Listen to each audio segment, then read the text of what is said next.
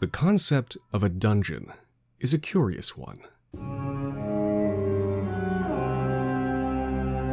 Ask most anyone the sort of place that word conjures in their mind, and you'll likely get a description of some sort of underground prison. A network of dark cells deep beneath a medieval castle or fortress.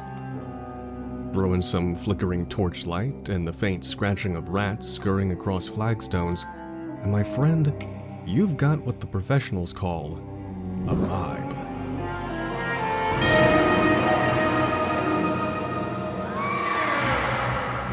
It's funny then, if you trace the word dungeon back to the Middle Ages, you'll find that the term it spun off from didn't refer to any subterranean facility, but rather a castle's innermost keep or tower. Rather than specifically being a place for keeping prisoners, a classic donjon was a stronghold the master of a castle might withdraw to in the event of an attack. Not really a significant deviation in meaning when you think about it. They both maintain the idea of a defensive structure meant to deny access to someone or something. You could argue that the difference in elevation then is just semantic shift in action. Like how terrific once referred to something that inspired terror, and gets used now as a synonym for words like great and excellent. No, if you really want to stretch the meaning of the word dungeon, you've got to look to games.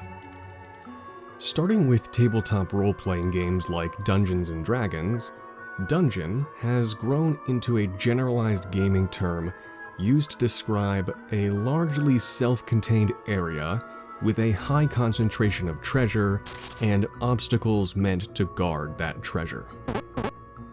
Alright, doesn't sound too different. You could still easily apply that to an old castle and any vaults beneath it, and yet, thanks to a wee bit of abstraction in that last definition, I can think of at least 2 video games that I've played in the last year with so-called dungeons that see the player character questing through the innards of an afflicted water deity. If I had a nickel for every time that happened, am I right? Now, I've never heard anyone suggest that Jonah or Geppetto be considered dungeoneers based on their time in the belly of the beast, but most video game enthusiasts wouldn't think twice about describing Zelda's Jabu Jabu or Okami's Water Dragon as dungeons. And the list of strange locales doesn't stop there. A chain of mountain caverns that culminate in a fight over a pair of fossils? That's a dungeon. A high-tech lunar base used by an organization bent on unleashing a centuries-old demon? Also a dungeon. An ancient floating city inhabited by a race of unsettling bird people? Dungeon. It's even got a dragon.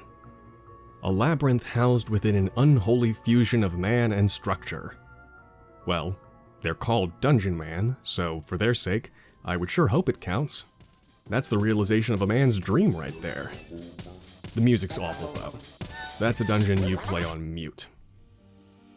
Naturally, every game dungeon will differ based on the needs of its game. But they all share one quality that sets them apart from those older notions of dungeons. They exist to be challenged. They exist to be beaten. I won't try to claim any expertise in historical architecture, but I doubt any real-world dungeon, either above or below ground, was ever built with a wind condition in mind. Much less do I think any of them were designed to highlight the very tools needed to conquer them.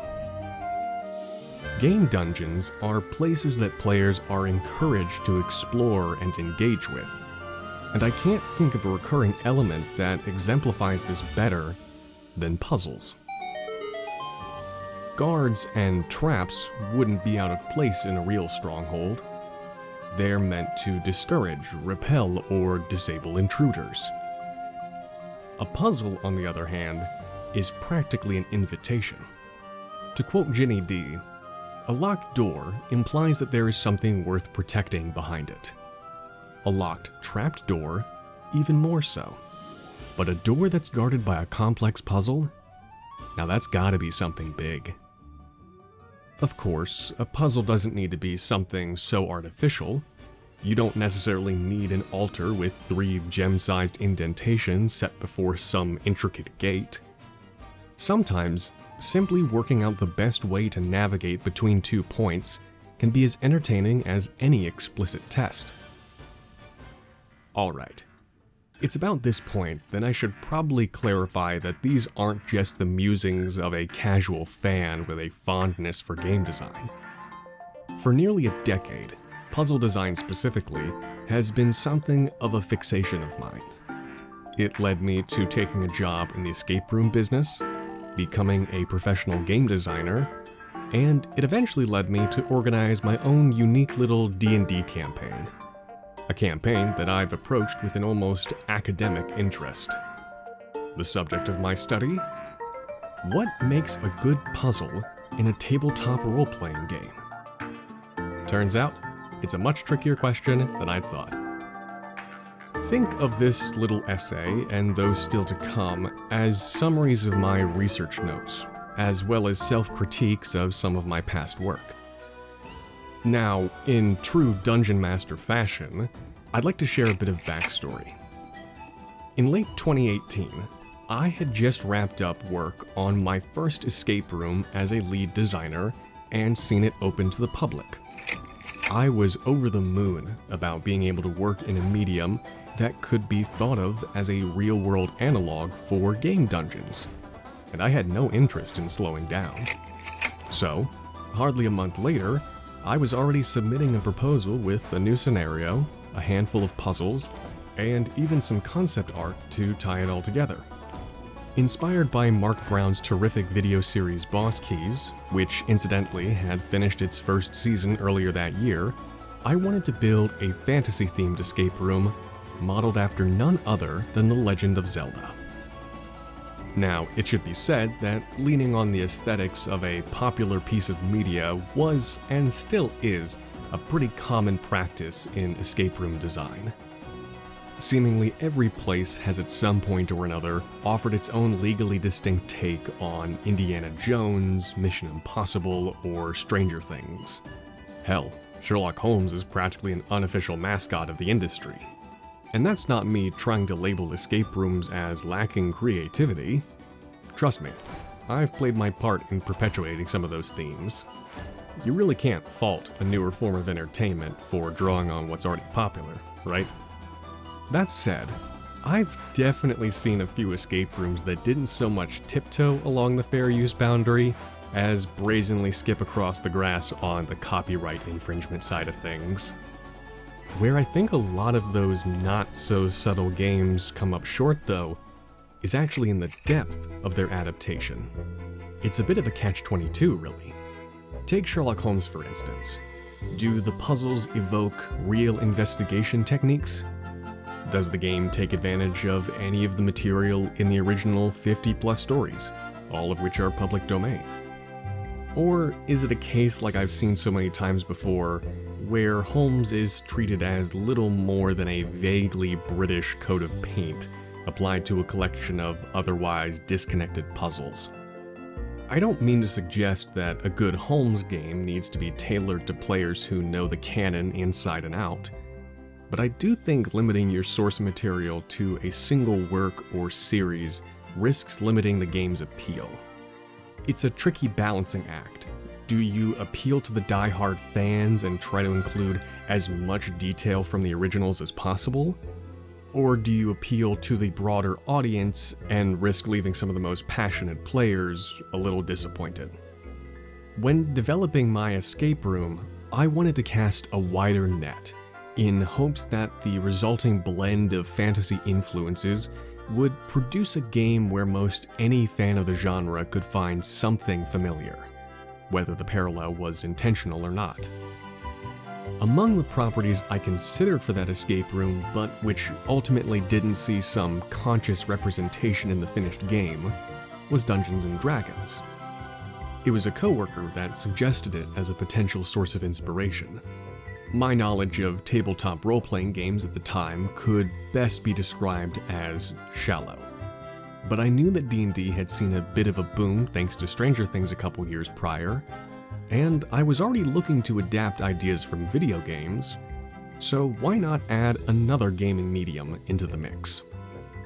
Well, unfortunately, development timelines and other obligations prevented my research from being as extensive as I would have liked.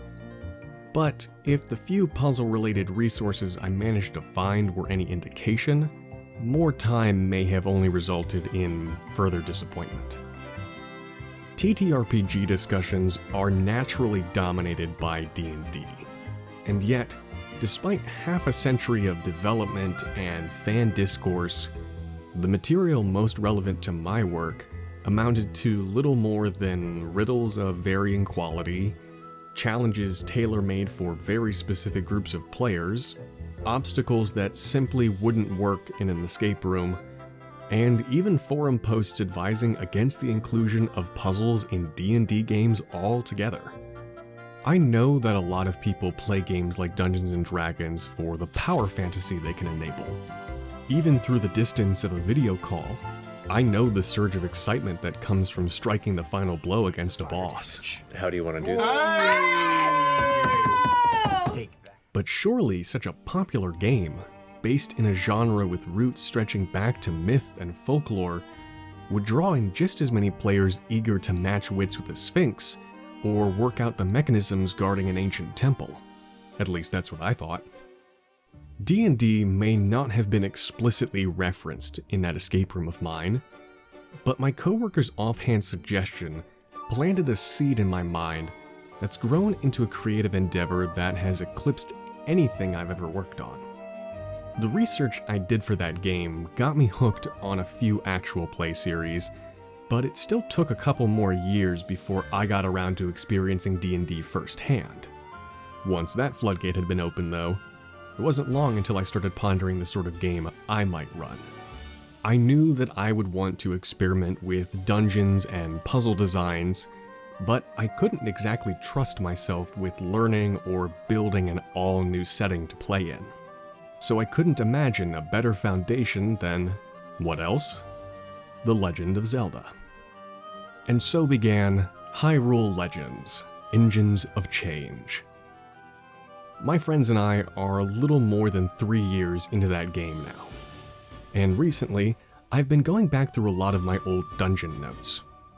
As anyone who plays TTRPGs can tell you, a lot of time can pass between play sessions, and even more so between dungeons, especially if you tend to get caught up in the narrative drama like I do. It'd be so easy for insights gained while developing and running one dungeon to slip away by the time the next one comes around. But I don't want to just maintain that knowledge, I want to build on it. Just like working in escape rooms, I always want to be improving my designs. And I think sharing some of my thoughts will help with that. At the very least, pinning them down in essays like this will give me a good point of reference in the future.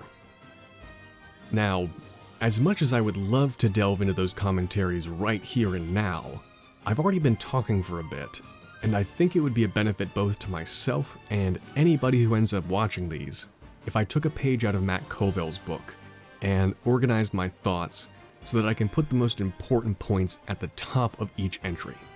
So next time, I'll be getting into some of my first-hand experience and some of the qualities that I've identified as distinguishing video game design, escape room design, and TTRPG design from one another. And to do that, I'll be sharing a bit about how I used that sort of knowledge to build an escape room in a Dungeons & Dragons game based on The Legend of Zelda. Buckle up, things are about to get niche. This is Dungeon Diaries.